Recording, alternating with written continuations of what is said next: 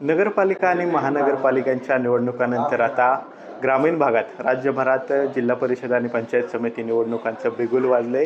ठिकठिकाणी त्या अनुषंगानं निवडणूक विभागही सज्ज झालेले आपल्याला पाहायला मिळत आहेत. मी आता पुण्यातील भोर तालुक्यातील निवडणूक विभाग या ठिकाणी आलेलो आहे. खरं तर भोर तालुक्यात पंचायत समितीसाठी 8 जागा आणि जिल्हा परिषदसाठी 4 जागा ज्या आहेत त्या उमेदवारांसाठी असणार आहेत. आणि त्या अनुषंगाने या ठिकाणी पाहिलं तर तहसील कार्यालयात नामनिर्देशन स्वीकृती कक्ष जो आहे तो बनवण्यात आलेला आहे. आणि कशा प्रकारे तयारी करण्यात आलेली या संपूर्ण निवडणुकीच्या अनुषंगाने ती मी आता तुम्हाला दाखवतोय.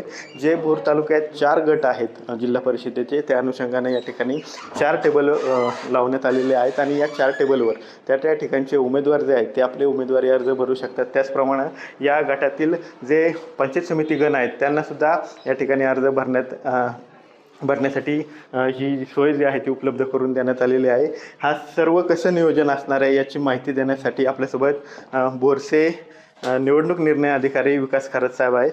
खरत साहेब, या संपूर्ण निवडणूक प्रक्रियेचं नियोजन कसं असणार आहे, कशी ही निवडणूक प्रक्रिया तुम्ही आता पाहता? जिल्हा परिषद पंचायत समिती सार्वत्रिक निवडणूक प्रक्रिया सुरू झालेली आहे. आचारसंहिता लागलेली आहे आणि 16 तारखेपासून 21 तारखेपर्यंत नामनिर्देशन पत्र स्वीकारली जाणार आहेत. ही नामनिर्देशन पत्र सकाळी 11 वाजल्यापासून दुपारी 3 वाजेपर्यंत स्वीकारली जाणार आहेत. आणि यासाठी तहसील कार्यालयामध्ये तळाला पुरवठा शाखा जी आहे त्या पुरवठा शाखेमध्ये नामनिर्देशन पत्र आणि कशी भरावीत यासंबंधीची माहिती असणारी पुस्तिका आम्ही तिथं मोफत ठेवलेली आहे. तर आमच्याकडून ते लोक घेऊन जात आहेत. त्यानंतर 11 वाजल्यापासून 3 वाजेपर्यंत इथं प्रत्यक्ष अर्ज उमेदवार भरू शकणार आहेत. अर्ज भरताना उमेदवार आणि उमेदवारासोबत आणखी 3 व्यक्तींनाच फक्त प्रवेश राहणार आहे. आणि इथं आत आल्यानंतर माझ्या केबिनमध्येच मग आम्ही इथं त्यांचं डिपॉझिट भरून घेण्याची व्यवस्था, त्याचप्रमाणे त्यांचा फॉर्म जो आहे तो फॉर्म्सची प्राथमिक तपासणी करण्याची व्यवस्था केलेली आहे. तो फॉर्म तपासणी केल्यानंतर मग तो फॉर्म इथं RO म्हणून माझ्याकडे किंवा सहाय्यक निवडणूक निर्णय अधिकारी राजेंद्र रजन तहसीलदार यांच्याकडे आम्ही स्वीकारणार आहोत. फॉर्म स्वीकारल्यानंतर मग त्याच्या पुढच्या ज्या काही प्रक्रिया आहेत त्या होणार आहेत. त्यानंतर मग उमेदवाराला आम्ही एक सीट देणार आहोत. त्या सीटमध्ये त्यांनी कोणकोणते अहवाल सादर करावेत, त्यांनी खर्च कसा सादर करावा याविषयी, सगळ्या आचारसंहिता पालन करण्याविषयी त्यांनी कोणत्या परवानग्या घ्याव्यात, त्या कशा मिळतील यासंबंधीची सगळी माहिती पुस्तक त्यांना आम्ही एकत्रित मोफतच ते सुद्धा आम्ही इथं देणार आहोत. सगळ्या उमेदवारांनी इथं 100 मीटरच्या परिसरामध्ये 2 पेक्षा जास्त वाहनं आणायची परवानगी त्यांना देण्यात आलेली नाही. पोलिसांनी 100 मीटरवर सगळीकडे बॅरिगेटिंग केलेलं आहे. अशा पद्धतीनं आमची छाननीची ह्याची अर्ज स्वीकारण्याची व्यवस्था इथं करण्यात आलेली आहे. आतापर्यंत अंदाजे किती इच्छुकांनी उमेदवारी अर्ज दिलेले आहेत, आकडा काय अंदाजे? कालपर्यंत 60 जणांनी अर्ज नेले होते. आज परत काय अर्ज घेऊन गेले असतील. साधारणतः मोफत असल्यामुळं लोकांचा अर्ज घेऊन जाण्याकडे भरपूर कल आहे. पण प्रत्यक्ष अर्ज किती भरतायत बघूया आपण.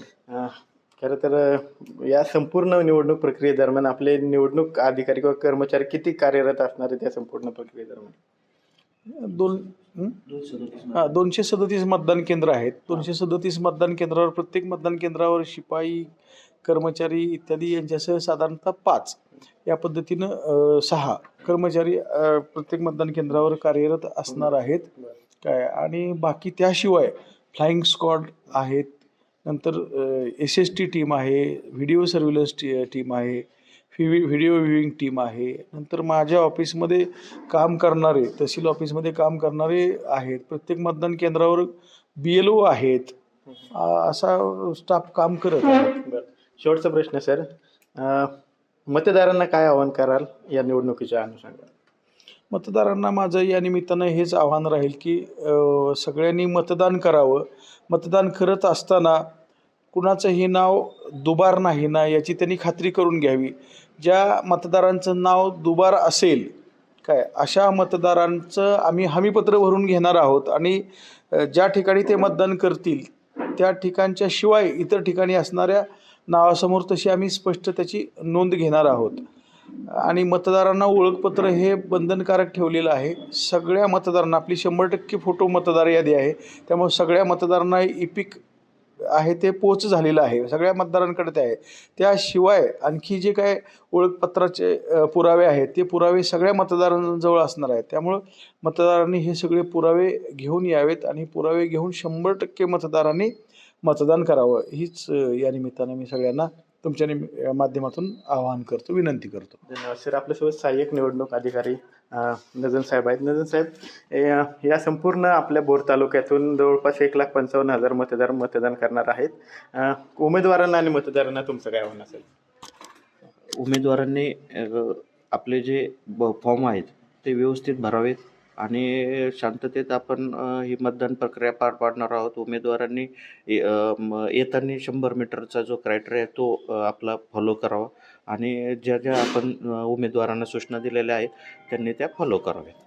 धन्यवाद. तर आपण पाहतोय की ही संपूर्ण निवडणूक प्रक्रिया कशी असणार आहे याबद्दल याची माहिती जी आहे ती निवडणूक निर्णय अधिकारी विकास खरात साहेब आणि सहाय्यक निवडणूक अधिकारी नजन साहेब यांनी दिलेली पाहायला मिळते. कॅमेरा पर्सन तुषार सनसह विनय जगताप, TV9 मराठी, भोर, पुणे.